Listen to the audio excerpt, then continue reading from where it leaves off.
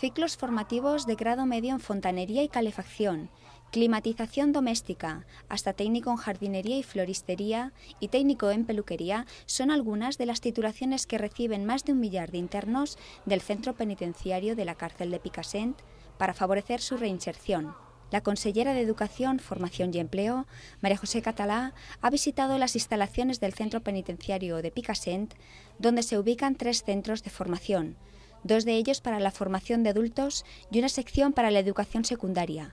todos ellos situados en la unidad de preventivos y en el módulo de estudio de la unidad de cumplimiento. Muy satisfechos con los programas que se vienen desempeñando aquí en el centro penitenciario.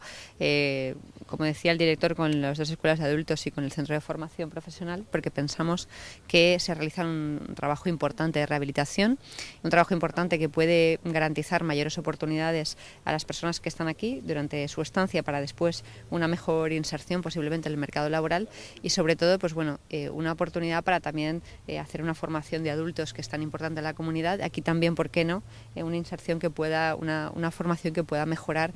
bueno, pues las condiciones y sobre todo, pues como decía, el futuro próximo de estas personas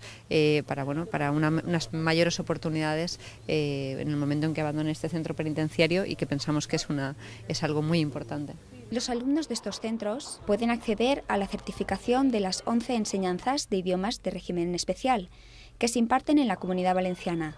así como de las pruebas de acceso a la UNED para mayores de 25 años.